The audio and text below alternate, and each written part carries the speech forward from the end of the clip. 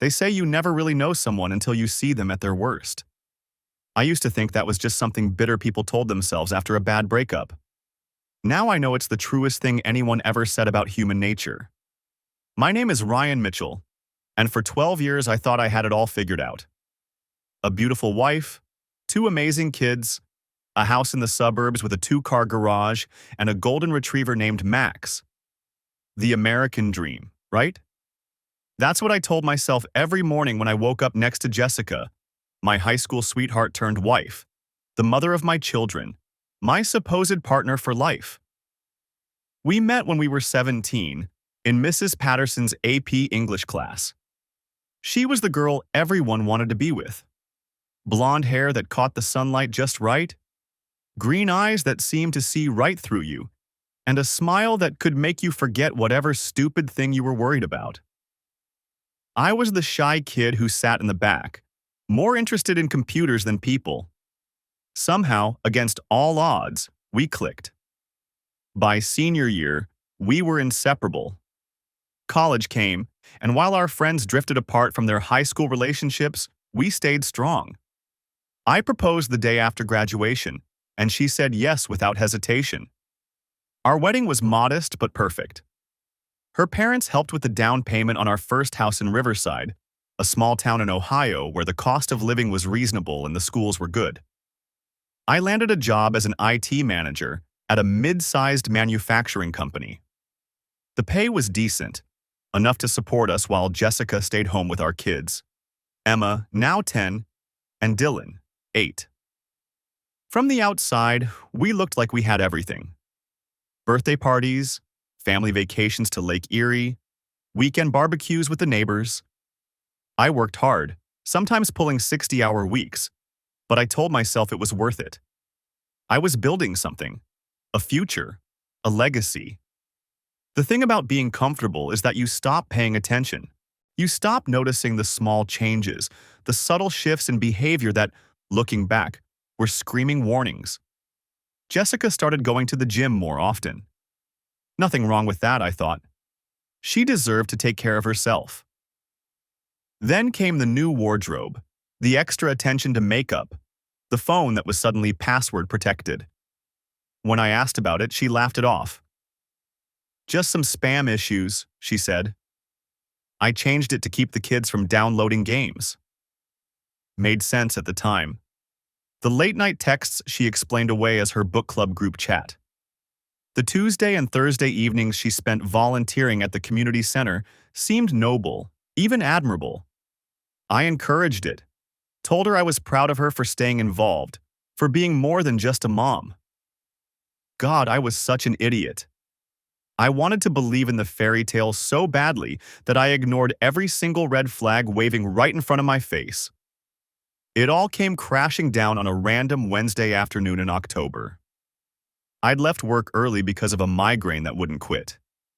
The kind that makes light feel like knives in your skull.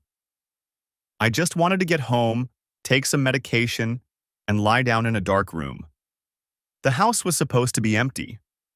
Jessica had mentioned taking the kids to some fall festival at the school. I pulled into the driveway at 2:30, noticing immediately that her car was still there. Strange, but maybe plans had changed. I walked in through the front door, keys jangling, already calling out her name. No answer. Max didn't even come running, which was unusual. The house felt different somehow, charged with an energy I couldn't quite place. I headed toward the kitchen, thinking maybe she was in the backyard with the dog. That's when I heard it. A sound that didn't belong. Muffled voices from upstairs.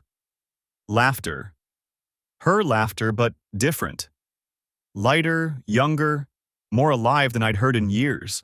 My feet moved on autopilot, carrying me toward the staircase even as my brain screamed at me to turn around, to leave, to not confirm what some deep, primal part of me already knew.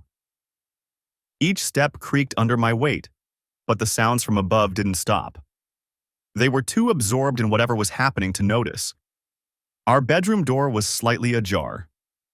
Through the gap, I could see movement, shadows dancing across the wall in the afternoon light filtering through the curtains. My hand reached for the doorknob, trembling. Everything after that happened in slow motion and lightning speed all at once. Jessica was there, in our bed, the one we'd picked out together at that furniture store in Columbus 5 years ago. She wasn't alone. The man with her was younger, maybe late 20s, with the kind of build that comes from actually having time to spend hours at the gym. They were so caught up in each other that the first few seconds passed before either of them noticed me standing there. When Jessica's eyes finally met mine, I watched her face transform through a dozen emotions in the span of a heartbeat. Shock, fear, guilt, and then, strangest of all, something that looked almost like relief. The sound that came out of my mouth didn't feel like it belonged to me. It was something between a gasp and a choke, raw and animal. The man, this stranger in my bedroom, scrambled backward, tangling himself in our sheets. Our sheets. The ones Jessica had picked out at Target 2 years ago, the ones with the thread count she'd insisted mattered. "Jesus Christ," he said, reaching for his clothes. Jessica stood frozen for maybe 3 seconds. Then something shifted in her expression. The shock melted away, replaced by something I'd never seen before. Calculation. Cold, rapid calculation. "Ryan." Her voice was steady. Too steady. "This isn't... Don't." The word came out quiet. My head was pounding, each pulse sending waves of pain behind my eyes, but the migraine suddenly seemed like the least important thing happening to me. "Don't say this isn't what it looks like." The man had his jeans on now, hopping on one foot as he pulled on a sock. He looked younger than me, late 20s maybe, with the kind of build that came from actually using a gym membership instead of just paying for one. I watched him grab his shirt from the floor near our dresser.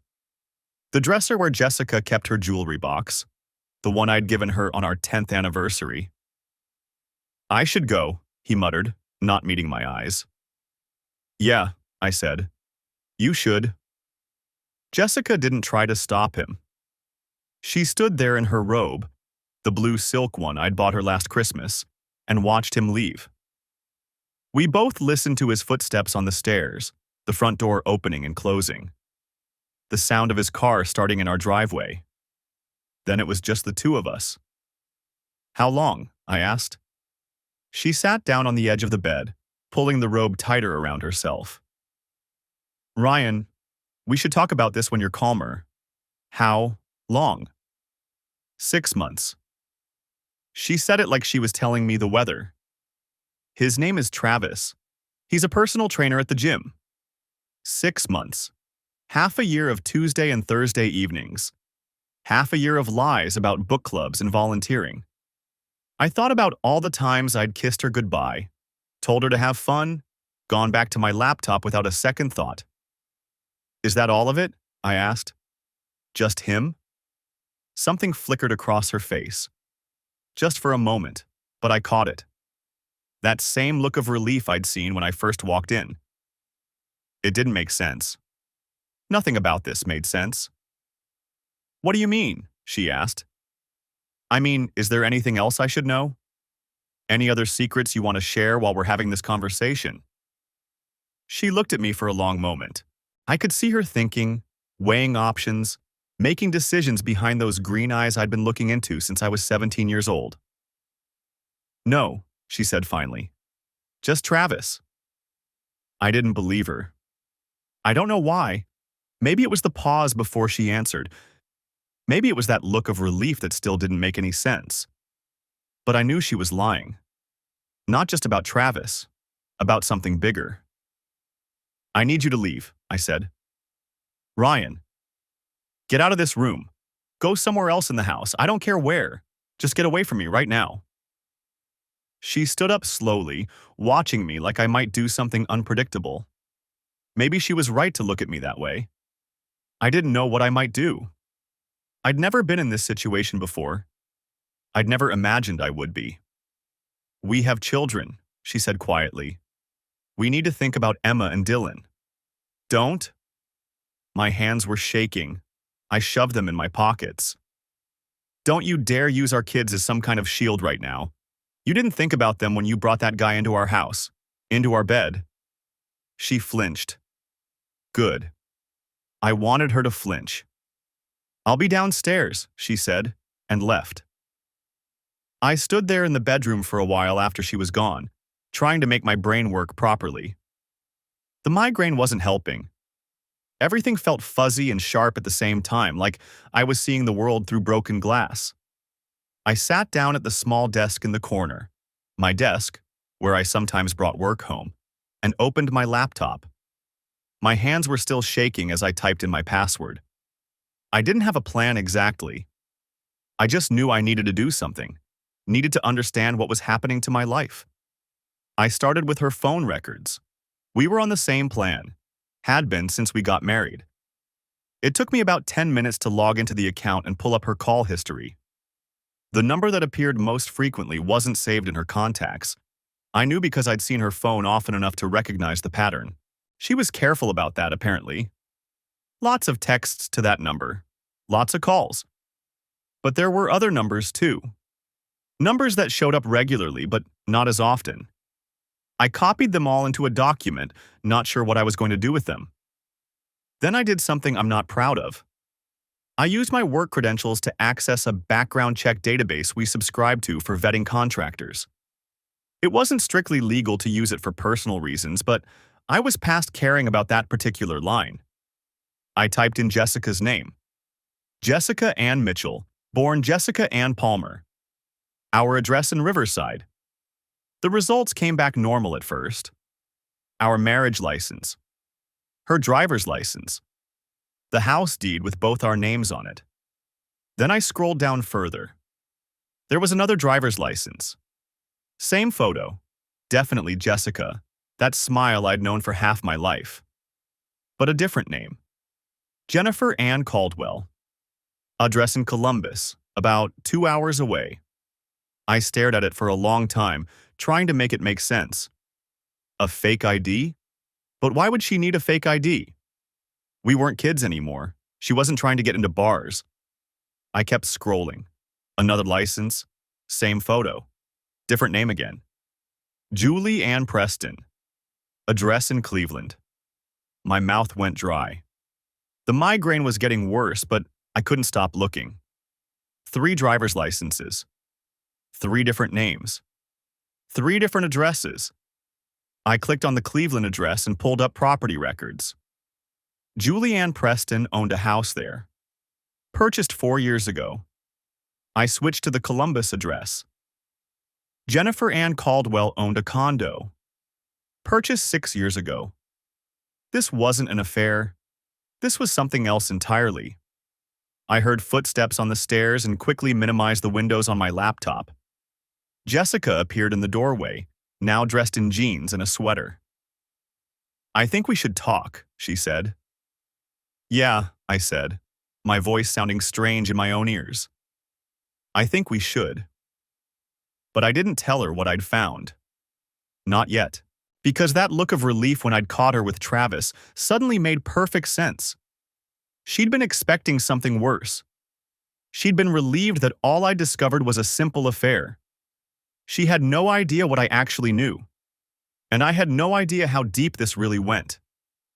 The background check results stared back at me from the laptop screen. 3 different women. 3 different lives. All with the same face. My wife's face. I sat there in the empty house, the silence pressing against my eardrums like water pressure. Jessica had taken the kids to her mother's place for the night. "Give us both some space to think," she'd said, her eyes red from crying. She thought I was processing her affair with Travis. She thought that was the worst of it. If only. My hands shook as I printed out everything. Driver's licenses, property records, tax documents. Each page that emerged from the printer felt like evidence in a trial I hadn't agreed to attend. Jennifer Ann Caldwell. Julie Ann Preston. Jessica Ann Mitchell. The middle name was the only constant, like some kind of signature she couldn't help but leave behind. I spent that entire night piecing it together. The girls' weekends in Columbus that happened once a month. The sister's place in Cleveland she visited every few weeks, except I'd met her sister exactly twice in 12 years, and she lived in Pittsburgh. The unexplained cash withdrawals that I'd always assumed went to shopping or the kids' activities. God, I'd been so stupid, so willfully, catastrophically blind. By 3 in the morning, I had addresses for both properties. The Columbus condo was in a nice part of town, near the short north. The Cleveland house was in Shaker Heights. Expensive, tree-lined streets, good schools. Just like Riverside. The pattern was obvious once you knew to look for it. She was living the same life 3 times over. The same script, different stages, different actors, but who were the other men? Were there other families? Other kids calling her mom? My stomach twisted at the thought. I ran to the bathroom and dry heaved over the toilet, nothing coming up but bile and the taste of betrayal. Friday morning, I called in sick to work. First time in 3 years. My boss sounded concerned. I was the guy who came in with the flu, who worked through holidays, who never missed a deadline. Reliable Ryan. Dependable Ryan. Ryan the idiot. I drove to Columbus first. The address led me to a modern condo building with a doorman and underground parking. I sat in my car across the street, watching the entrance, feeling like a detective in some noir film. Except this wasn't fiction. This was my life unraveling in real time. At 9:47 a.m. she emerged. Jessica, but not Jessica. Her hair was different, darker, pulled back in a sleek ponytail instead of the loose waves she wore at home. She had on a business suit, navy blue with a crisp white shirt. In Riverside, she lived in yoga pants and sweaters. This woman looked like she worked on Wall Street. She wasn't alone. A man walked beside her, his hand resting casually on the small of her back. Tall, dark hair graying at the temples, expensive suit. He looked about 45, successful, the kind of guy who probably drove a BMW and played golf on Sundays. They were laughing about something, and when they reached a black Mercedes in the parking garage entrance, he kissed her. Not a peck. A real kiss, the kind that spoke of familiarity and comfort. The kind of kiss she used to give me. He got in the driver's seat. She slid into the passenger side. The Mercedes pulled out into traffic, and I followed at a distance, my heart hammering so hard I could feel it in my throat. They drove to a private school, Riverside Academy, according to the sign out front. A boy, maybe 9 or 10, came running out of the building and threw himself at Jessica. She caught him, spun him around, laughing. The man ruffled the kid's hair, and they all got back in the car together. A family. She had another whole family. I pulled over, unable to drive anymore. My vision blurred, and I realized I was crying. Not the quiet, dignified tears from Wednesday night. This was ugly crying, the kind that came from somewhere deep and primal, the kind that hurt your chest and made you gasp for air. How many lies could one person tell? How many lives could one person live? I didn't go to Cleveland that day. I couldn't. Instead, I drove home and sat in the driveway for 20 minutes before I could force myself to go inside. The house felt contaminated now, every surface touched by her lies. The couch where we'd watched movies, the kitchen table where we'd eaten breakfast as a family, the bed where we'd… No, I couldn't think about that. I needed help. Real help. This was beyond my ability to handle alone. Saturday morning, I met with a lawyer. Not a divorce attorney, not yet. This was a criminal defense attorney named Robert Finley, someone my company had used when an employee got caught embezzling. I'd found his card in my desk drawer and called him, voice shaking, barely able to explain what I'd discovered. He listened to everything without interrupting. I showed him the documents, the photos I'd taken in Columbus, the property records, the driver's licenses. When I finished, he sat back in his leather chair and let out a low whistle. Mr. Mitchell, what your wife is doing isn't just morally wrong. It's a federal crime. Multiple federal crimes, actually. What do you mean? Identity fraud. Marriage fraud if she's legally married to more than one person simultaneously. Potentially tax fraud, bank fraud, mortgage fraud. This is FBI territory. He tapped the documents with one finger. You need to understand something. If you report this, there's no going back. Your wife will face serious prison time. Your children will know their mother is a criminal. Your life will become public record. And if I don't report it? He gave me a long look. Then you're potentially complicit in ongoing federal crimes. And she'll keep doing this. To you, to these other men, to whoever else she's conned. People like this don't stop on their own. I thought about the boy in Columbus, running to hug her. Did he have any idea his mother was a lie? Did his father, the man in the expensive suit, know he was sharing his wife with at least 2 other men? I need to see the Cleveland house first, I said. I need to know the full scope of this. Finley nodded slowly. Be careful. Don't do anything that could be construed as stalking or harassment. Just observe and document. If you're going to the authorities, you want your evidence clean.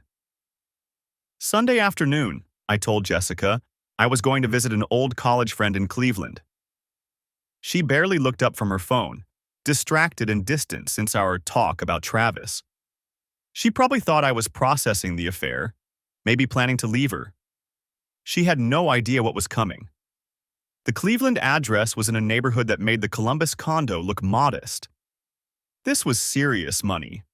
Houses with circular driveways and 3-car garages, the kind of place where people had cleaning services and landscapers and probably didn't know what their own groceries cost. The house itself was a colonial-style mansion, white with black shutters, a perfectly manicured lawn that probably required a full-time gardener. A swing set sat in the backyard, visible from the street. A basketball hoop hung over the garage. More kids. She had more kids. A silver Lexus sat in the driveway. As I watched from down the street, a man emerged from the house, younger than the Columbus husband, maybe late 30s, athletic build, wearing running gear. He stretched on the front lawn, then took off jogging down the street. I waited. 20 minutes later, the front door opened again, and there she was. This version of Jessica wore her hair in a short bob, completely different from both her Riverside look and her Columbus style. She had on casual clothes, jeans and a sweater, but expensive ones, the kind you could tell cost money even from a distance. She called back into the house and 2 kids came tumbling out. A girl, maybe 7, and a boy who couldn't have been more than 5. They piled into the Lexus, not the one in the driveway, but a second one that had been in the garage. She backed out and drove past me, and I got a clear look at her face. She was smiling. Genuinely smiling, the way she used to smile at Emma and Dylan. The way she'd smiled at me, once upon a time. The drive back to Riverside felt longer than the 2 hours it actually took. My hands kept alternating their grip on the steering wheel, tight enough to make my knuckles white, then loose enough that I had to consciously correct my lane position. The highway stretched endlessly before me, an unbroken ribbon of asphalt that seemed to mirror the monotonous loop of thoughts cycling through my mind. The radio stayed off. I couldn't handle noise right now, couldn't handle anything that might distract me from the decision I'd already made. Even the gentle hum of the engine felt too loud in the oppressive silence of the car. I'd watched Jessica, or Julie, or whoever the hell she really was, living a life that looked more genuine than anything I'd seen in our house for years. The scene kept replaying in my mind like a movie I couldn't turn off. The way she'd touched that other man's arm, her fingers lingering just a moment on his sleeve as she laughed at something he'd said. It was the same gesture she used with me, I realized with a sick feeling in my stomach. The same practiced touch that I'd always thought was uniquely ours. The easy laughter with those kids who called her mom.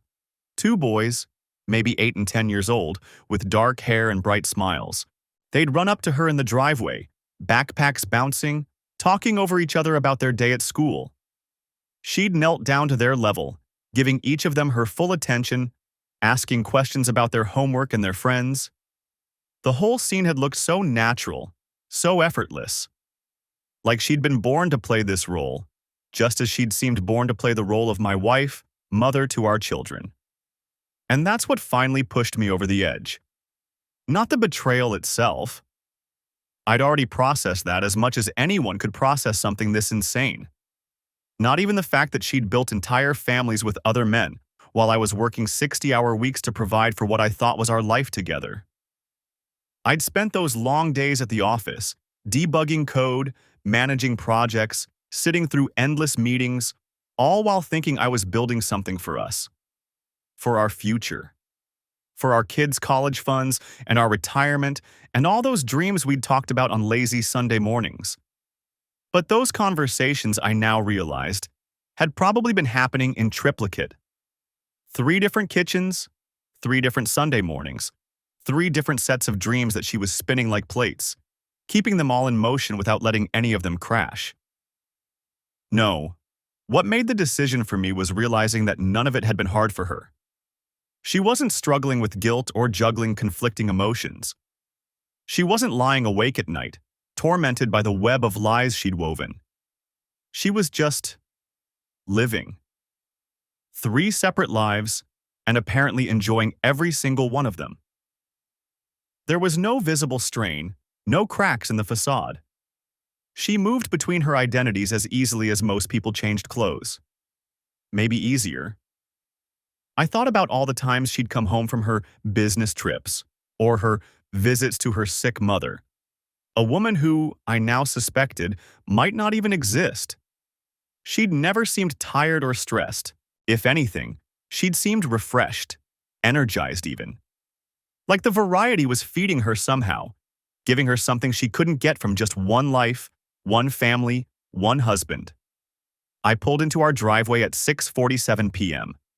I knew the exact time because I'd been checking the clock obsessively for the last 30 miles, calculating and recalculating how much time I had. The house was dark, except for the porch light on its automatic timer, that soft yellow glow that had always seemed welcoming before, but now looked almost sinister, illuminating the facade of a home that had been built on lies. The flower beds Jessica had planted last spring lined the walkway, late-season mums still blooming in cheerful oranges and yellows. Had she planted flowers at the other houses too? Did she have a garden in Cleveland? Another one in whatever city housed her third life? Jessica wouldn't be home for another 2 hours if she stuck to her usual Tuesday schedule. Plenty of time. Tuesday nights she always came home around 9, claiming she had a standing dinner meeting with a client. I'd never questioned it. Why would I? We'd built our marriage on trust, or so I'd thought. Now I knew that trust had been as one-sided as everything else in our relationship. Inside, I went straight to my office and pulled out the folder Andrew had given me. The lawyer's card sat on top. Andrew Brennan, family law attorney. His office was downtown in one of those renovated historic buildings with exposed brick and 2 modern furniture. I'd met with him last week, sitting in his glass-walled conference room while he'd laid out my options in careful, measured tones. Below the lawyer's card were the other business cards he'd included. FBI field office contacts. A private investigator he'd worked with before. Someone named Marcus Murphy, whose card promised discreet 6 surveillance and background checks. The misspelling had bothered me at the time. Now it seemed absurdly trivial. A forensic accountant whose specialty was tracing hidden assets. Andrew had been thorough, I'd give him that. I'd told Andrew I needed time to think. That had been 3 days ago, before I'd driven to Cleveland. Before I'd seen the truth with my own eyes. Before I'd watched my wife kiss another man goodbye on his front porch, her hand cupping his cheek in a gesture of casual intimacy that had felt like a knife to my gut. I picked up my phone and dialed the number for Special Agent David Wright, Cleveland FBI field office. My hand was shaking slightly as I pressed the numbers, and I had to steady my voice before speaking. Right. The voice was clipped, professional, with just a hint of a Midwestern accent. My name is Ryan Mitchell. I need to report identity theft and marriage fraud. The words came out steadier than I expected, each syllable clear and deliberate. My wife has been living under multiple identities, married to at least 3 different men simultaneously. There was a pause. I could hear papers rustling in the background, the muffled sound of other voices in what I assumed was a busy office. "Sir, these are serious allegations. I'm going to need you to come in and make a formal statement. Can you do that tomorrow?" "Yes, but there's something you should know first." I opened my laptop, pulling up the folder where I'd organized everything. Months of digital breadcrumbs that I'd been collecting without even realizing what I was looking at. Credit card statements with charges from cities she'd never mentioned visiting. Property tax records I'd stumbled across while doing some routine financial planning. Social media profiles under different names that all featured the same face. Her face. I have documentation, property records showing she owns homes under 2 different names. Photographs of her with the other families. I work in IT. I know how to preserve digital evidence. Everything's been backed up to secure cloud storage with timestamps and metadata intact. Another pause. Longer this time. I could hear the shift in his tone when he spoke again. The casual professionalism replaced by sharp attention. "Mr. Mitchell, don't touch anything else. Don't confront your wife, don't tell anyone what you found. Can you come to our Cleveland office tomorrow at 9 a.m.? "I can." My voice sounded hollow to my own ears, like I was listening to someone else speak. "Bring everything you have, and Mr. Mitchell, if what you're saying is true, this is going to get complicated fast. You might want to bring your attorney." The call ended. I sat there staring at my phone, waiting to feel something. Regret, maybe. Second thoughts. Some kind of emotional response to what I'd just set in motion. I'd just reported my wife to the FBI, the mother of my children. The woman I'd promised to love and cherish for better or worse. Shouldn't I feel something more than this cold, hollow numbness? Nothing came. I called Andrew next. He answered on the second ring, his voice warm and familiar. I could hear the television in the background, sounded like a basketball game. "I did it," I said without preamble. "Called the FBI. Meeting tomorrow at 9. "Jesus, Ryan?" He didn't sound surprised exactly. More like resigned, the way people sound when something they'd been dreading finally comes to pass. I heard the TV volume decrease, heard him moving to somewhere quieter. "Okay, I'll meet you there. Don't say anything to Jessica tonight. Act normal if she comes home. Can you do that?" "She won't. Tuesday is her Cleveland night." The words tasted bitter in my mouth. How many Tuesday nights had there been? How many times had she kissed me goodbye, told me she'd be home late, then driven 2 hours to play house with another family? Right. I could hear him writing something down, probably in that leather-bound notebook he always carried. "We need to talk about the kids. Once this starts moving, it's going to move fast. Child Protective Services might get involved. You need to be prepared for that possibility." The kids. Emma and Josh. 8 and 6 years old, sleeping peacefully upstairs in their rooms, completely unaware that their world was about to implode. How do you explain to your children that their mother isn't who they think she is? That she has other children, other families, other lives that have nothing to do with them? "I know," I said quietly.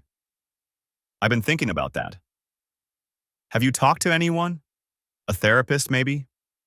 This is going to be traumatic for all of you." "Not yet. I've been trying to just process it all first." "Ryan, listen to me. You need support through this. This isn't something you can handle alone. Promise me you'll at least consider it." "I will." Another hollow promise to add to the collection.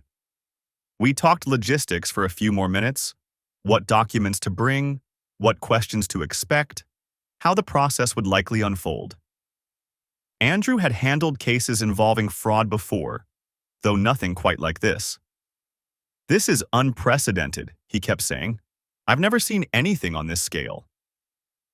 After we hung up, I sat in my office as the room grew darker around me, not bothering to turn on the lights.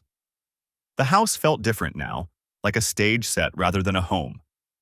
Every photograph on the wall, every piece of furniture we'd chosen together, every memory we'd supposedly made, all of it was tainted now, suspect.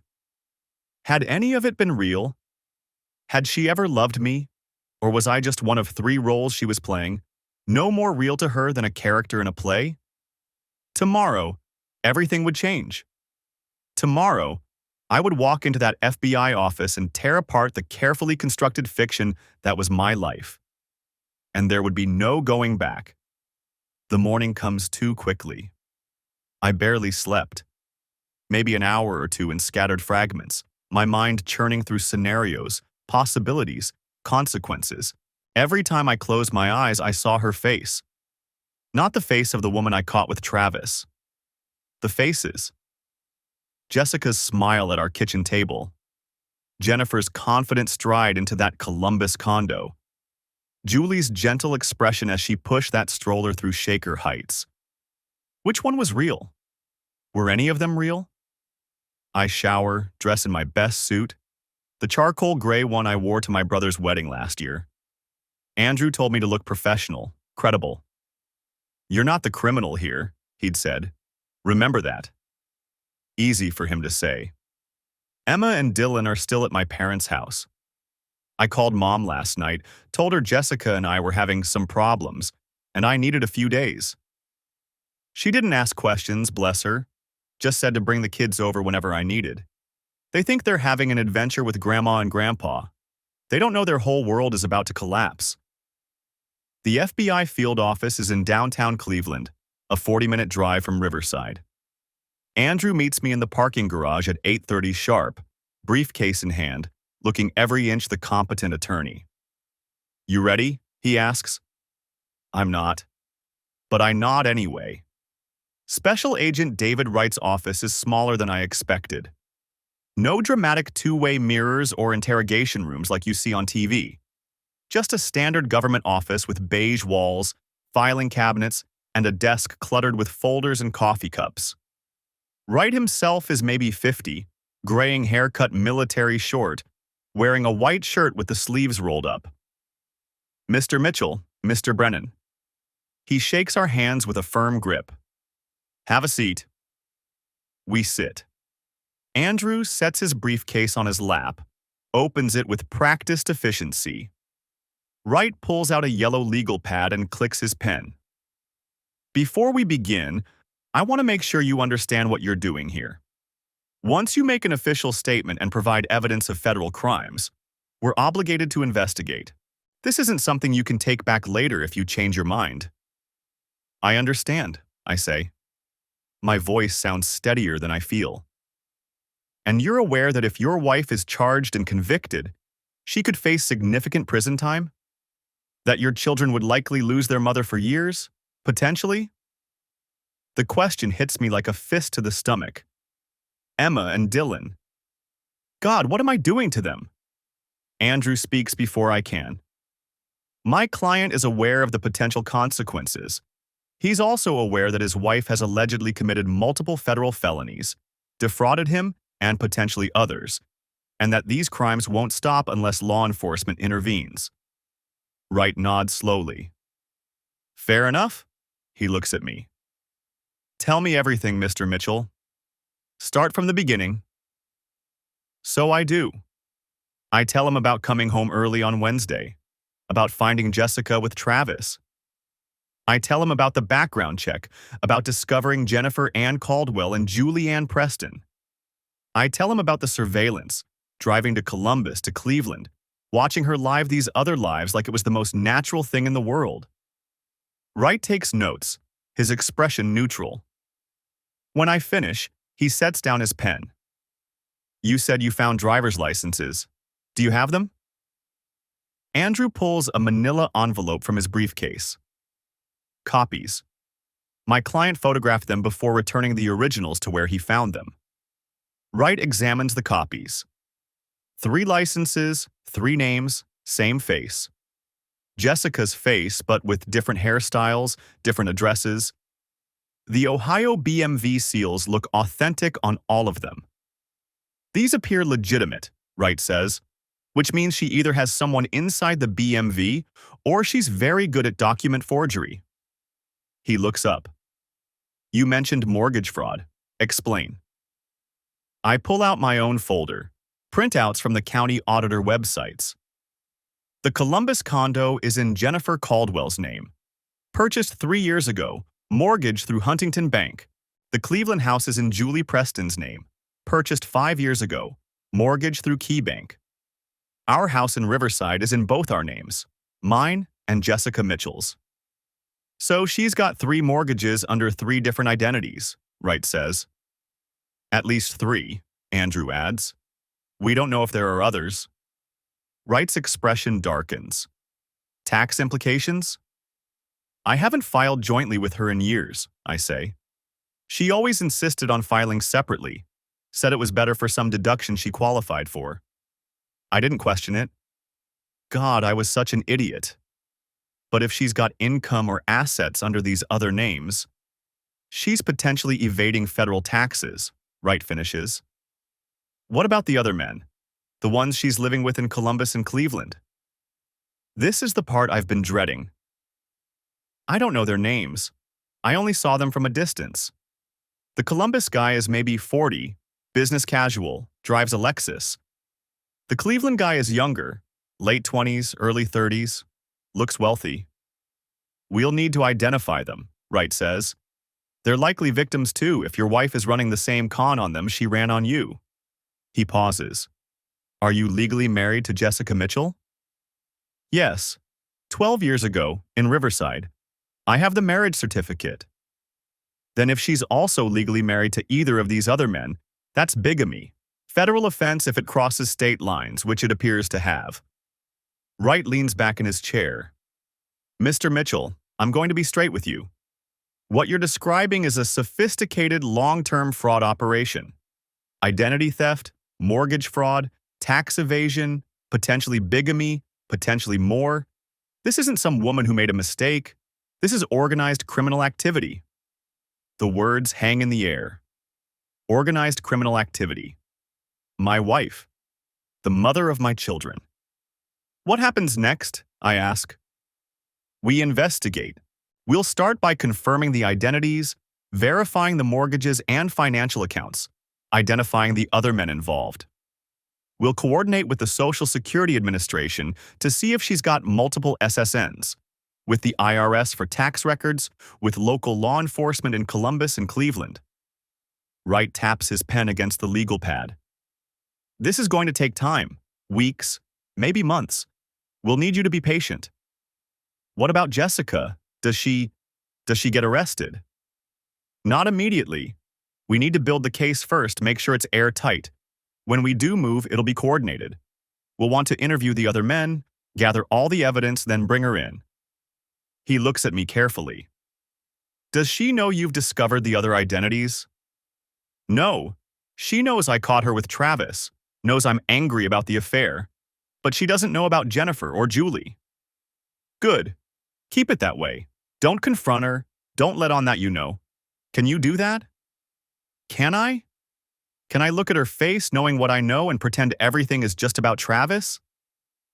I can try, I say. Andrew clears his throat. My client has children to think about. He needs to know how to protect them during this process.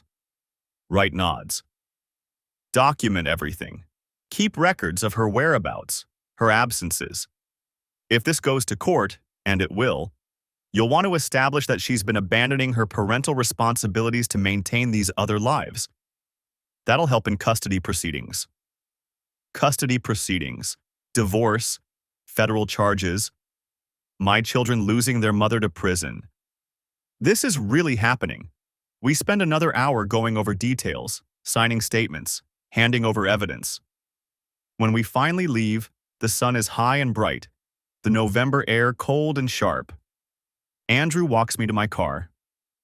You did the right thing, he says. Did I? I'm not sure anymore what right even means. I drive home in a daze, my hands gripping the steering wheel too tight. When I pull into the driveway, I see her car, Jessica's silver Honda, parked in its usual spot. She's home. The weekend stretched out like a tightrope I had to walk without a net.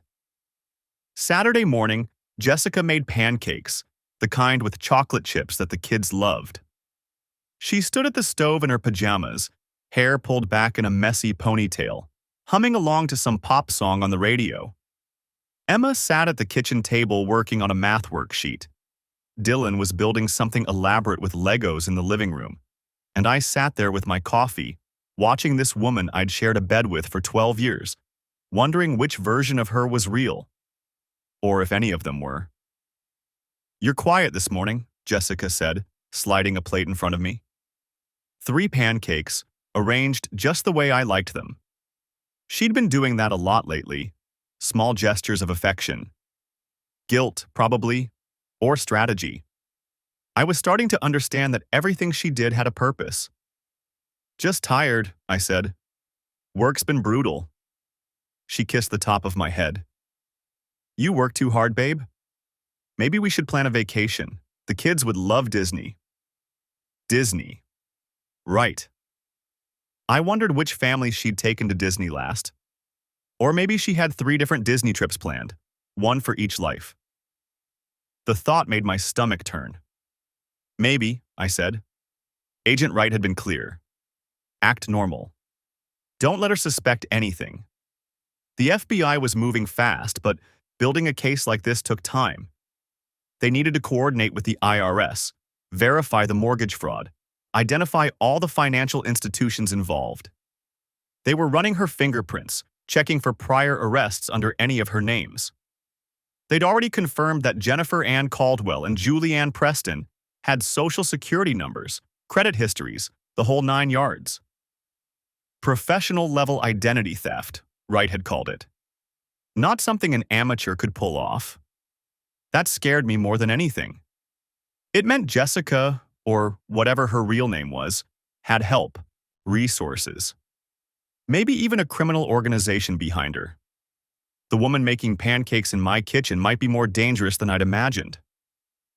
My phone buzzed. A text from Andrew. "Need to see you Monday. Important developments." I deleted it immediately. "Who was that?" Jessica asked, too casually. "Just work," I said. "System alert." She smiled, but I caught something in her eyes. Suspicion, calculation. I couldn't tell anymore. Sunday afternoon, Jessica announced she had a book club meeting. She'd been going to these for years, every other Sunday like clockwork. I'd never questioned it before. Now I wondered if there even was a book club, or if Sundays were Columbus Days, or Cleveland Days. Did she have a rotation, a schedule? "What are you reading?" I asked. She paused, just for a second. "The Nightingale.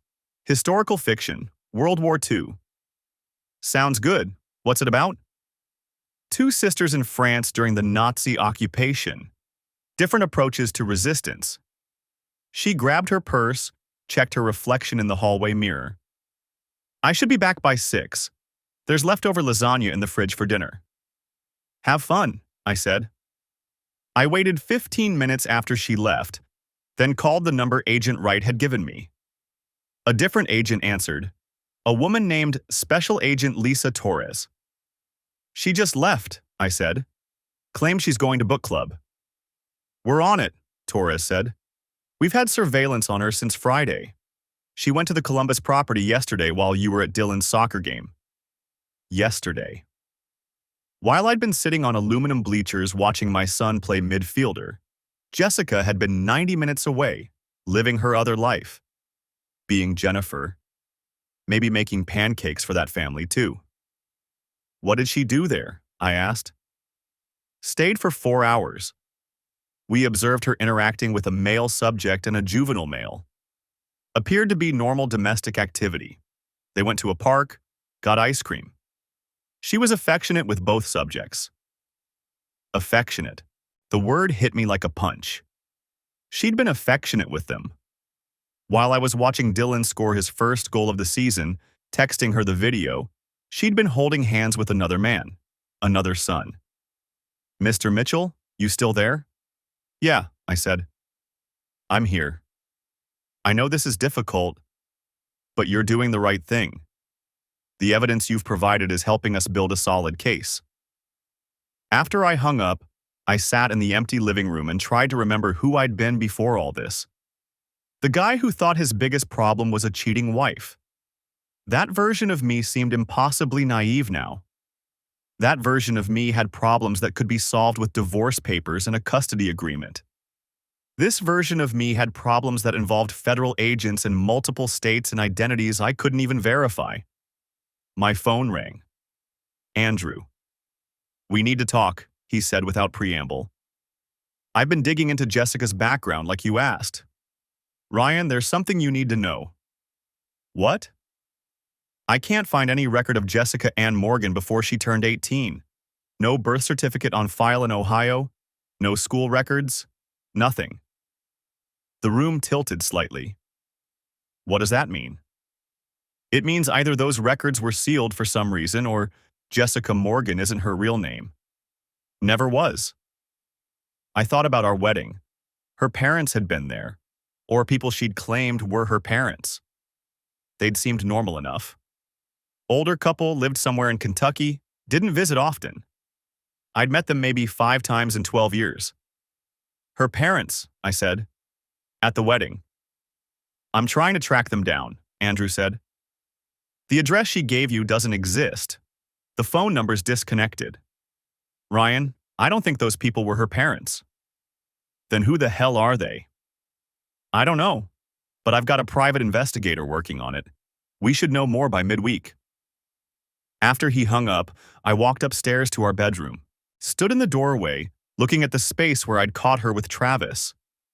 That felt like years ago now, even though it had only been 2 weeks. 2 weeks since my life had made sense. I opened her jewelry box. The same jewelry box she'd had since college. Inside were the usual things: earrings, necklaces, the pearl bracelet I'd given her for our 10th anniversary. I lifted the velvet tray, looked underneath. There was a key. Small, silver, the kind that might open a safe deposit box. No markings, no identification. I turned it over in my palm, wondering what it unlocked. What other secrets Jessica had hidden away? I photographed it, put it back exactly where I'd found it, and sent the image to Agent Wright. His response came within minutes. "Don't touch it again. We'll get a warrant." Jessica came home at 6:15, carrying a tote bag with a book in it. The Nightingale, just like she'd said. I wondered if she'd actually read it, or if it was just a prop. Everything about her felt like a performance now. Every smile, every touch, every word carefully calculated. "How was book club?" I asked. "Good. We had some really interesting discussions about moral choices in wartime." She set the book on the counter, started pulling out containers of leftover lasagna. "How are the kids?" "Fine. Dylan's upstairs playing video games. Emma's reading in her room." "Such a bookworm, that one." Jessica smiled, and for just a second I saw genuine affection there. She loved Emma. I was almost certain of that. But how could someone capable of this level of deception love anyone? Maybe she loved all of them. All 3 families. Maybe that was the saddest part, that her feelings might actually be real, even if everything else was a lie. We ate dinner together, the 4 of us around the kitchen table, talking about school and soccer and Emma's upcoming science project. Normal family conversation, the kind I'd taken for granted for years. Now, every word felt weighted, significant. I watched Jessica laugh at one of Dylan's jokes, watched her remind Emma about her homework, watched her reach over and squeeze my hand. "I love you," she said. "I love you too," I said automatically. And the terrible thing was, some part of me still meant it. The waiting was the hardest part. Agent Wright had been clear about that from the beginning. Building a federal case took time, weeks, maybe months. They needed to document everything, verify every detail, coordinate with multiple field offices. The investigation had expanded beyond just Jessica's identity theft into potential wire fraud, bank fraud, and conspiracy charges. "We need to be absolutely certain," Wright had told me during our second meeting at the FBI field office. "A case like this, with this level of sophistication, we only get one shot at it." So I waited. And I watched. And I pretended everything was normal. Jessica came home from her errands and yoga classes and volunteer work. She kissed me hello. She made dinner. She helped Emma with her homework and listened to Dylan practice his spelling words. She slept beside me in our bed, her breathing soft and even, while I lay awake staring at the ceiling. The Travis situation had settled into an uncomfortable routine. She'd broken things off with him, or so she claimed. She'd been working on herself, going to therapy, trying to rebuild trust. All the right words, delivered with just the right amount of remorse. I played along, nodded in the right places, accepted her apologies, let her believe I was slowly, reluctantly forgiving her. It was easier than I'd expected, the lying. Maybe I'd learned from the best. 3 weeks after my meeting with Wright, I got the call I'd been waiting for. "Mr. Mitchell, this is Agent Catherine Palmer, FBI Cleveland Field Office. Agent Wright asked me to contact you. We need to verify some information about the Cleveland property." I was at work, sitting in my office with the door closed. I'd taken to keeping it closed more often lately. People assumed I was dealing with marital problems. They weren't wrong. "What do you need?" I kept my voice low. "The property at 2847 Fairmont Boulevard in Shaker Heights.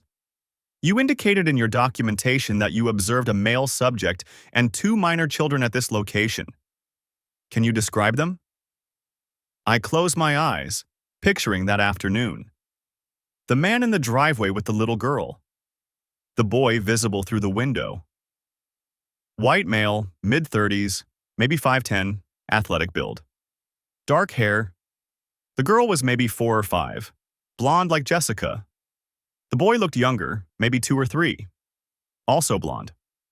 "And you observed Jessica, or Julie Preston, entering this residence?" "Yes, she had a key. Let herself in like she lived there." There was a pause. I could hear typing in the background. "Mr. Mitchell, we've identified the male subject. His name is Gregory Walsh. He's a cardiovascular surgeon at Cleveland Clinic. We've been conducting surveillance on the property for the past 2 weeks." My hands were shaking.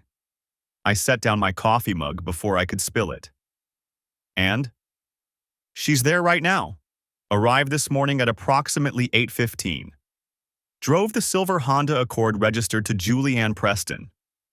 Our agents observed her taking the 2 children to what appears to be a daycare facility, then returning to the residence." I felt sick. "The kids, are they?" "We don't know yet. We're working on obtaining birth certificates. It's complicated because she's used multiple identities. But Mr. Mitchell, there's something else you need to know." I waited. "We've identified the Columbus subject as well. His name is Nathan Cooper. He's a commercial real estate developer, owns several properties throughout central Ohio. And Mr. Mitchell, we have reason to believe both men think they're legally married to her." The room tilted slightly. I gripped the edge of my desk. How is that possible? We're still piecing it together. But we've found marriage license applications in Franklin County, that's Columbus, and Cuyahoga County, Cleveland. Both appear legitimate on the surface. We're working with the county clerks to determine if the documents were forged or if she somehow managed to obtain actual licenses under false pretenses. So she's actually married to them? All of us? We're not certain yet. But if the marriages are legally valid, then yes. We're looking at bigamy charges in addition to everything else. That's a felony in Ohio. I thought about the man in the Columbus condo, the one I'd never seen clearly. Nathan Cooper, commercial real estate developer, and Gregory Walsh in Cleveland, cardiovascular surgeon. Both successful, both probably thinking they had normal lives with normal wives. both as clueless as I'd been. When? My voice came out hoarse. When are you moving on this? Soon. We're coordinating with the U.S. Attorney's Office. They want to ensure we have everything we need before we execute the arrest warrant. But Mr. Mitchell, I need to prepare you for something. I waited, though I wasn't sure I wanted to hear it. When we arrest her, it's going to be public. Very public. A case like this, multiple identities, multiple families, potential bigamy, the media will be all over it. Your name will likely come out. Your children's names. You need to be ready for that. I hadn't thought about that part. Hadn't considered that Emma and Dylan would see their mother on the news, hear the other kids at school talking about it. That our neighbors would know, my co-workers would know, everyone would know that I'd been married to a woman who was simultaneously married to 2 other men. How do I prepare my kids for that? Agent Palmer's voice softened slightly. I don't know, Mr. Mitchell. I wish I had an answer for you.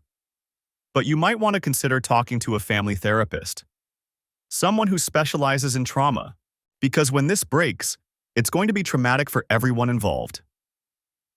After we hung up, I sat in my office for a long time, staring at nothing. Gregory Walsh. Nathan Cooper.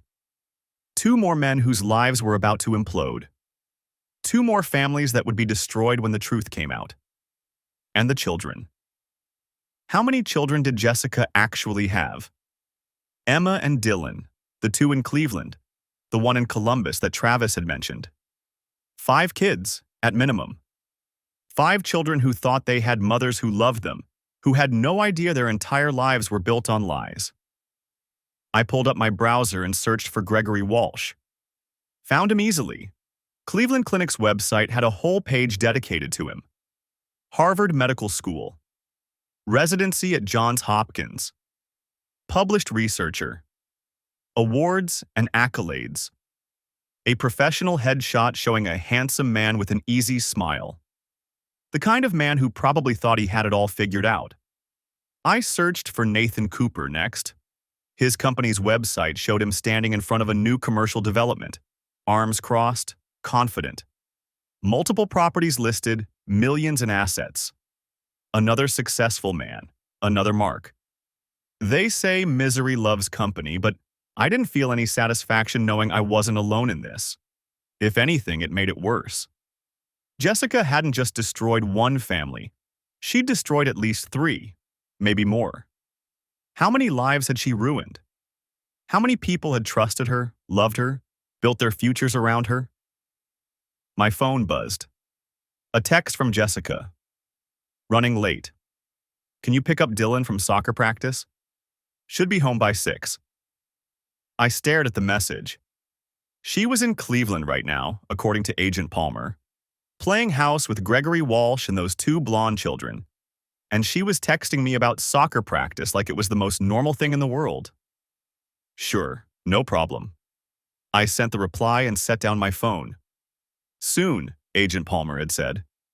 Soon, this would all be over. The FBI would arrest her, charge her, expose everything she'd done. And then Gregory Walsh and Nathan Cooper would get calls from federal agents just like I had. They'd learn the truth about their wives, their marriages, their lives. They'd join the club nobody wanted to be in. I wondered if they'd be angry, like I was. Or just broken. Probably both. My office phone rang. Work stuff. A server issue that needed my attention. I forced myself to focus, to deal with the problem, to pretend I was a normal person doing a normal job instead of someone cooperating with a federal investigation into his wife's multiple identities. The performance had to continue, just a little longer. But that night, lying in bed next to Jessica while she slept peacefully, I couldn't stop thinking about those other men. About Gregory Walsh coming home from the hospital to find FBI agents waiting. About Nathan Cooper getting a call that would change everything. About the moment when they'd realize, just like I had, that they'd never really known their wives at all. I spent the next 3 days living in 2 worlds.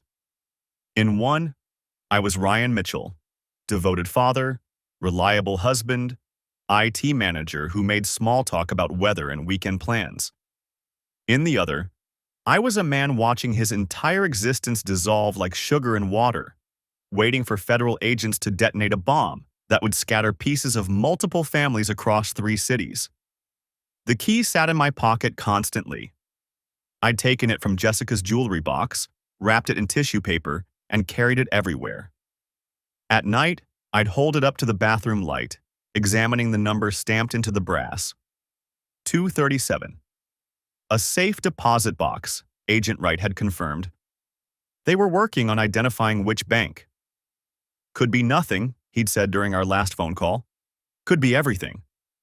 Jessica noticed the change in me, of course. How could she not? But she misread it entirely, which told me everything about how little she actually knew me. "You've been distant," she said Friday night, after the kids were in bed. We were loading the dishwasher together, performing the domestic choreography we'd perfected over 12 years. "Is work getting to you again?" I handed her a plate. Our fingers didn't touch. "Just tired," I said. "There's a system migration coming up. Lot of late nights ahead." She accepted this without question. Why wouldn't she? I'd always been the predictable one, the steady provider who complained about servers and software updates. The boring husband who made her complicated life possible. Well, don't burn yourself out. She closed the dishwasher, pressed the start button. "Emma's got her choir concert next Thursday. You promised you'd be there." Next Thursday. The FBI had said they'd move within 7 to 10 days. I wondered if my daughter would sing her solo before or after her mother was arrested. "I'll be there," I said. That night, I lay awake listening to Jessica breathe beside me. Steady, peaceful, the breathing of someone who slept without guilt. I thought about Nathan Cooper in Columbus, about Gregory Walsh in Cleveland. Were they lying awake too? Or were they as oblivious as I'd been 3 weeks ago, trusting the women they thought they knew? Agent Wright had asked if I wanted to be present when they contacted the other men. I'd said no. I couldn't watch someone else's world end, not when mine was still ending in slow motion. Saturday morning brought soccer games and grocery shopping, the weekend routine that had always felt comforting in its predictability. Now it felt surreal, like acting in a play where I was the only one who knew the theater was burning down. "Mom, can Bethany come over after the game?" Emma asked from the back seat of the minivan. Jessica glanced at her phone, the one I now knew she used to coordinate her other lives, then smiled at Emma in the rearview mirror. "Sure, sweetie, I'll text her mom." I gripped the steering wheel tighter. How did she keep track of it all? The schedules, the lies, the different versions of herself? Did she have a system? Color-coded calendars? Or was she just that good at compartmentalizing? Dylan's team won 3-2. He scored the final goal, and I cheered with the other parents, lifting him onto my shoulders while he pumped his fist in victory. Jessica took photos, beaming with pride. The perfect family moment, preserved forever in digital pixels that would someday be evidence. That afternoon, while Jessica took Emma to Bethany's house, my phone rang. Agent Wright. "We've identified the bank," he said without preamble. "First National in Columbus. Box 237 was rented by Jennifer Ann Caldwell 18 months ago." My hand tightened around the phone. "Can you access it?" "We're working on the warrant. Should have it by Monday." He paused. "Mr. Mitchell, I want to prepare you. Whatever's in that box, it might not be what you're hoping for." "What am I hoping for?" "Answers. Closure. Some explanation that makes sense of all this." His voice was kind but firm. Sometimes the truth is just more questions. After he hung up, I sat in the garage with the key in my palm. Dylan was at a friend's house. The house was quiet except for Max scratching at the back door. I let him in, and he pressed his warm body against my legs, sensing something wrong the way dogs do. "What do you think, boy?" I asked him. "What's in the box?" He tilted his head, tongue lolling. If only human relationships were as simple as the one between a man and his dog. Sunday dinner was at Jessica's parents' house, or rather, at the house of the people who'd claimed to be her parents at our wedding. I'd been eating Sunday dinner with them once a month for 12 years, listening to the man I called Bill talk about his golf game, watching the woman I called Carol fuss over the grandchildren. Were they part of it? Did they know? I watched them across the pot roast and mashed potatoes, searching for tells. Bill carved the meat with steady hands. Carol asked Dylan about school. They seemed genuinely interested, genuinely loving. But then again, Jessica had seemed genuinely everything. "Ryan, you're quiet tonight," Carol said, passing me the green beans. "Everything all right?" "Fine," I said. "Just thinking about work." Bill laughed. "You work too hard, son. Life's too short to spend it all staring at computer screens." Son. He'd been calling me that for 12 years. I wanted to ask him who he really was. I wanted to demand the truth. Instead, I ate green beans and smiled and played my part. On the drive home, Jessica reached over and squeezed my hand. "Thank you for today. I know Sunday dinners aren't your favorite, but it means a lot to Mom and Dad." Mom and Dad. The lies came so easily to her. They always had. "No problem," I said. That night, after the kids were asleep, I went down to my office in the basement, the one place in the house that was entirely mine. I'd been keeping copies of everything there: the background checks, the surveillance photos, the documents the FBI had provided. I had it all in a locked filing cabinet, hidden behind old tax returns. I pulled out the file on Jennifer Ann Caldwell. There she was, my wife, standing in front of a different house with a different man and a different child. She wore her hair shorter in Columbus, more professional. Business casual instead of yoga pants and fleece jackets. A different version of the same woman. Then the file on Julianne Preston. Longer hair, more makeup, designer clothes. The wife of a successful surgeon playing a different role entirely. 3 women. Same face, same smile, same capacity for deception. My phone buzzed. A text from Andrew Brennan, my attorney. "FBI moved up the timeline. They're making contact with the other men tomorrow. Arrest likely Tuesday or Wednesday. Are you ready?" Was I ready? Ready to watch my children's world explode? Ready to become the man whose wife turned out to be a criminal, a con artist, a stranger? I texted back. As ready as I'll ever be.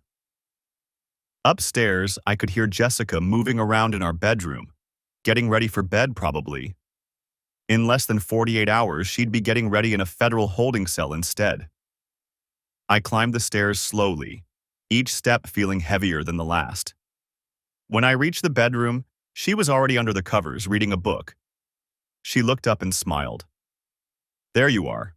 I was starting to think you'd fallen asleep at your desk." "Just finishing some things up." I got ready for bed in the bathroom, brushing my teeth while staring at my own reflection. The man looking back at me seemed like a stranger too.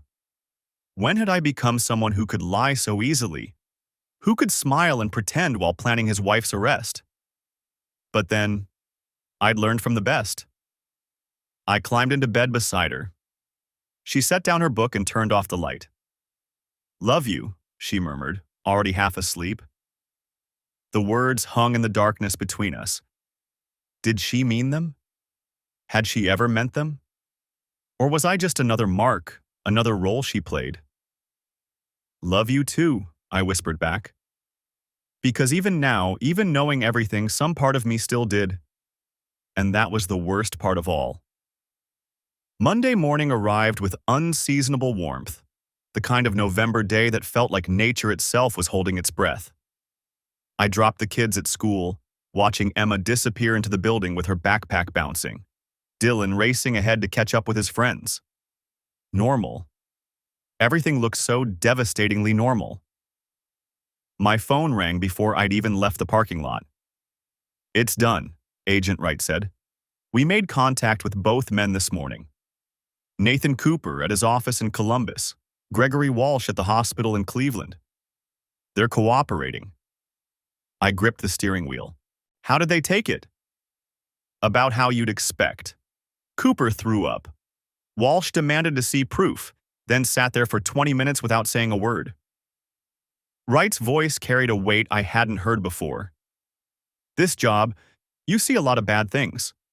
But watching someone's entire reality collapse, it never gets easier. When are you arresting her? Tomorrow morning, 6 a.m. We'll execute the warrant at your residence. I need you to take the children somewhere else tonight. Your parents' house, maybe. They can't be there when it happens. My throat tightened. What do I tell them? As little as possible for now. Tell them you and Jessica need to have an important conversation. Tell them Grandma and Grandpa want them for a sleepover. Whatever keeps them safe and unaware for a few more hours. He paused. Mr. Mitchell, we also opened the safe deposit box this morning. I waited, barely breathing. Birth certificates, 5 of them.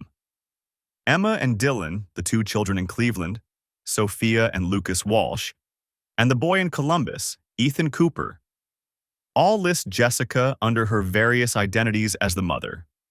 All appear legitimate. 5 children. She'd given birth to 5 children across 3 families, playing mother to all of them while none of us knew the others existed. There was also cash, Wright continued. Approximately $200,000 in various denominations. And passports, multiple passports under different names, including some we hadn't identified yet. Mr. Mitchell, we think she was planning to run. The words landed like physical blows. Run where? We're still piecing that together, but there were also documents for a property in Costa Rica. Looks like she's been planning an exit strategy for at least 2 years. I thought about the last few weeks, how she'd seemed almost relieved when I'd caught her with Travis. How she'd been watching me carefully, measuring my reactions. Had she been preparing to disappear? To abandon all 3 families and start over somewhere new? The arrest is happening with or without your presence, Wright said. But if you want to be there, you can be. Some people find it helpful. Closure. Closure. As if watching federal agents handcuff my wife would somehow make sense of 12 years of lies. I'll be there, I said. That evening, I packed bags for Emma and Dylan, telling them exactly what Agent Wright had suggested, that their grandparents wanted them for a special sleepover, that Mommy and Daddy needed to have some grown-up time. Emma's eyes were too knowing for 10 years old, but she didn't argue. Dylan just wanted to know if he could bring his Nintendo Switch. Jessica helped them pack, kissing their foreheads, telling them to be good. I watched her hug them goodbye, saw the genuine affection in her eyes, and felt something crack inside my chest. Whatever else she was, she did love these children. All 5 of them, probably. She'd just loved them in the most destructive way possible. After I dropped the kids at my parents' house, I sat in their driveway for 15 minutes, my mother's concerned face visible in the kitchen window. She knew something was wrong. She'd known for weeks. But she was giving me space, waiting for me to tell her in my own time. Tomorrow, she'd know everything. Tomorrow, the whole world would know. I drove home as the sun set, painting the sky in shades of orange and red that seemed almost mocking in their beauty. Jessica's car was in the driveway. Lights were on in the kitchen. From the outside, everything looked exactly as it always had. Inside, she was making dinner. Spaghetti, from the smell of it. She looked up when I walked in, smiled that smile I'd fallen in love with 20 years ago. Kids settled at your parents'? Yeah, they're fine. Good. She stirred the sauce, tasted it from a wooden spoon. I was thinking we could actually talk tonight. Really talk. About us. About what happened with Travis. About where we go from here. Where we go from here. The irony was almost beautiful. Sure, I said. Let's talk. We ate dinner at the kitchen table, just the 2 of us. She talked about counseling, about rebuilding trust, about how she knew it would take time, but she was committed to making our marriage work. The words flowed easily, practiced. How many times had she given this speech? Had she promised Nathan Cooper the same thing? Gregory Walsh? I know I broke something between us, she said, reaching across the table to take my hand. But Ryan, we've been together since we were kids. That has to mean something. We can get through this. I looked at her hand on mine, felt the warmth of her skin, the familiar calluses on her palm from yoga and gardening. This hand had held our babies, signed mortgage documents under 3 different names, worn wedding rings from 3 different men. Can I ask you something? I said. Anything. Who are you, really? Something flickered across her face. Just for a second, but I caught it. Fear. What do you mean? I mean, who is Jessica Morgan? Is that even your real name? She withdrew her hand slowly. Ryan, I don't understand what you're asking. I think you do. We sat there in silence, the spaghetti growing cold between us. I watched her calculate, saw the wheels turning behind those green eyes. She was trying to figure out how much I knew, how much I was guessing. The affair with Travis really shook you up, didn't it? She finally said. I know trust is hard right now, but stop. The word came out harder than I intended. Just stop. I know about Jennifer. I know about Julie. I know about Nathan and Gregory and all 5 children. I know everything, Jessica, or whatever your name really is. The color drained from her face. For the first time since I'd known her, she looked genuinely shocked, genuinely caught.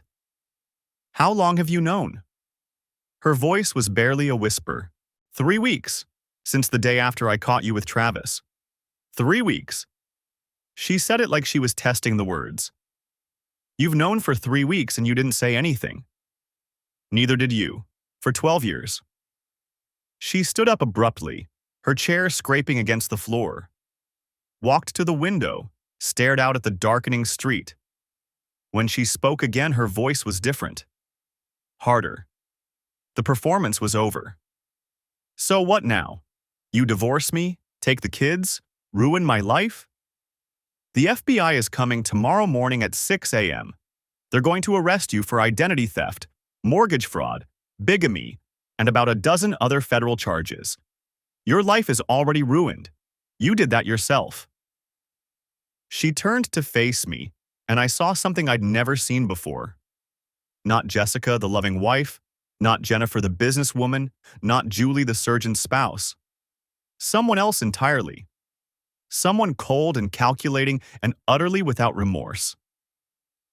You called the FBI? It wasn't a question. What did you expect me to do? I expected you to be smart enough to take the out I was giving you. She laughed, a sound completely devoid of humor. The affair with Travis, that was intentional, Ryan. I wanted you to catch us. I was giving you an easy exit. A simple divorce, hurt feelings, move on with your life. But you couldn't leave it alone, could you? You had to dig. The words hit me like a slap. You wanted me to catch you? I've been doing this for 15 years. 3 families, 3 lives, and it was working perfectly until it wasn't. Too many variables, too many chances for someone to see something they shouldn't. I needed to start cutting ties, simplifying. You were supposed to be the first. So you could what? Run away to Costa Rica with $200,000? Her eyebrows rose slightly. You did dig deep. I'm almost impressed. Who are you? I asked again. Really? She studied me for a long moment, and I saw her make a decision. Maybe because it didn't matter anymore. Maybe because she wanted someone to finally know the truth. My real name is Michelle Brenner. I grew up in foster care in Kentucky, bounced around until I aged out at 18. No family, no money, no prospects. But I was smart, and I was pretty, and I learned early that people see what they want to see. She moved back to the table, sat down. I created Jessica Morgan when I was 19. got good at making fake IDs, learned how to navigate the system. Met you when I was 22, and you were perfect. Stable, predictable, kind. The kind of man who would work hard and not ask too many questions. Each word was a knife. And Nathan? Gregory? Nathan came 3 years after you. I'd gotten better at it by then, more confident. Gregory was 2 years after that. Each one carefully selected. Each one serving a purpose. She said it so matter-of-factly, like she was describing a business plan.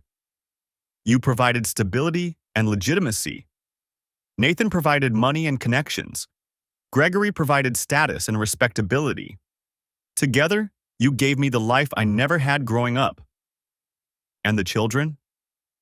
For the first time, something like genuine emotion crossed her face. I love my children, all of them. That was never fake. You loved them so much you were planning to abandon them? I was planning to keep them safe from the fallout when this inevitably collapsed. I have custody documents prepared, money set aside. They would have been taken care of. I stared at this stranger wearing my wife's face. You're insane. No, I'm a survivor. There's a difference. She stood again, grabbed her purse from the counter. I assume you're not going to let me walk out of here? The FBI has agents watching the house. You wouldn't make it to your car. She nodded slowly, like she'd expected as much. Set down her purse. Then I guess we wait. I guess we do. We sat there in that kitchen for hours, not talking, just existing in the wreckage of what had been. She didn't cry, didn't apologize, just sat there with the calm acceptance of someone who'd always known this day might come. At some point, I asked the question I'd been avoiding. Did you ever love me? Any of us? She thought about it for a long time. I don't know if I'm capable of love the way you mean it, but I cared about you. All of you. In my own way. It wasn't the answer I wanted, but it was probably the only honest thing she'd said all night. The FBI arrived at exactly 6 a.m. I'd been awake all night, sitting in the living room while Jessica slept upstairs, or pretended to sleep. When the knock came, she walked down the stairs already dressed, her face carefully composed. Agent Wright was professional, almost gentle. Michelle Brenner, you're under arrest for identity theft, wire fraud, bank fraud, and bigamy. You have the right to remain silent. I watched them handcuff her, watched them lead her to the unmarked car in our driveway. Our neighbors were starting to emerge, drawn by the commotion. Mrs. Patterson from next door stood on her porch in her bathrobe, mouth open in shock. Jessica, Michelle, looked back at me once before they put her in the car. I couldn't read her expression. Regret? Resignation? Relief that it was finally over? Maybe all three. The media circus started within hours. By noon, news vans lined our street. Bigamist mother of 5 arrested in elaborate fraud scheme, screamed the headlines. My phone rang constantly. Reporters, old friends, distant relatives I hadn't spoken to in years. I turned it off. Andrew helped me navigate the legal aftermath. The divorce would be complicated. Turned out Jessica and I were never legally married because she was already married to Nathan Cooper. Our marriage license was fraudulent, which meant Emma and Dylan were technically illegitimate, though Andrew assured me that wouldn't affect custody. Nathan Cooper reached out through his attorney. We had a brief, awkward phone conversation where two men who'd been married to the same woman tried to find common ground. He had a son, Ethan, who was 7. He asked if I wanted the kids to meet someday, half-siblings who'd never known each other existed. I said maybe. Someday. Gregory Walsh didn't reach out. I heard through the FBI that he'd taken his 2 children and moved to Seattle, trying to outrun the scandal. I didn't blame him. The trial took 18 months.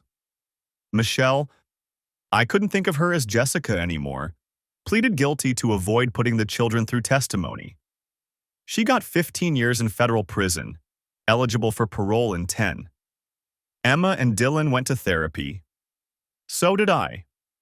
We talked about trust and truth and how sometimes the people we love aren't who we think they are. Emma, wise beyond her years, said she still loved her mother but hated what she'd done. Dylan, younger and more concrete in his thinking, just wanted to know when things would go back to normal. I didn't have the heart to tell him they never would. 5 years later, I stood in the parking lot of the Federal Correctional Institution in Alderson, West Virginia. Emma and Dylan were in the car, waiting. They'd asked to see their mother, and the therapist had said it might help with closure. I wasn't going in. That chapter of my life was closed.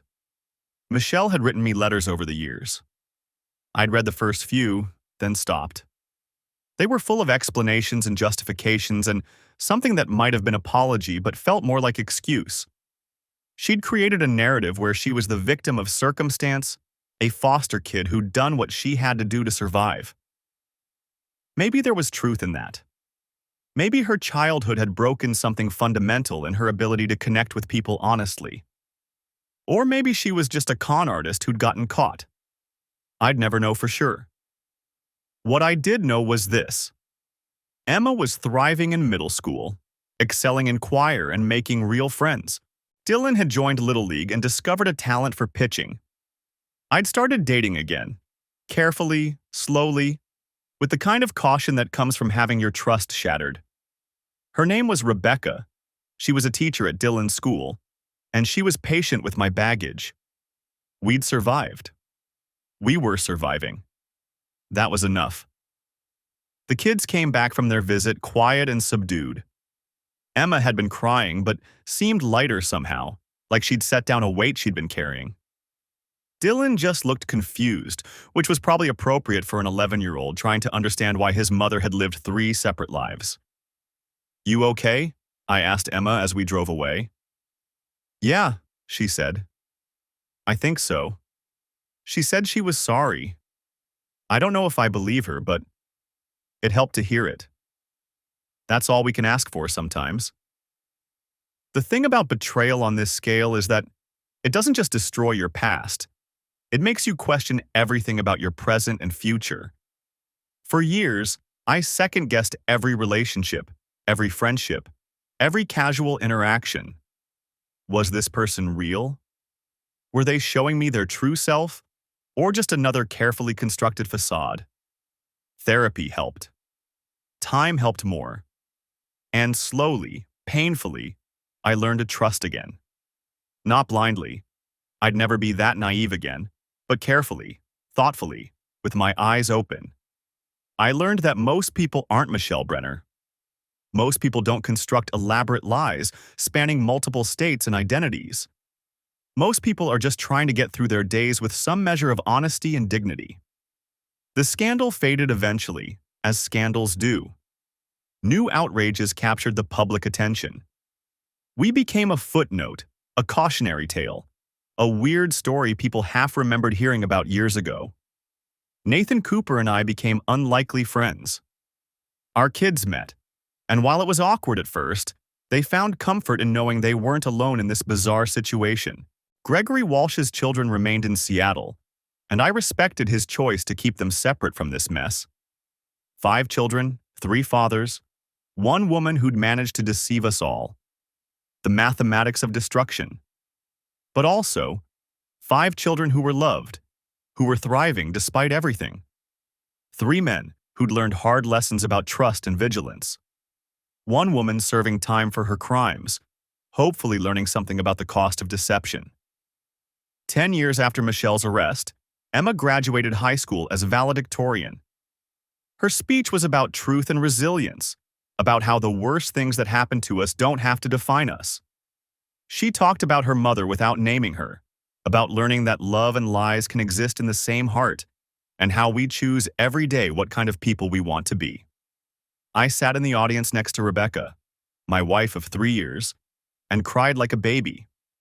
Dylan sat with his girlfriend, rolling his eyes at my tears but smiling anyway. He'd grown into a good kid, despite everything. Maybe because of everything.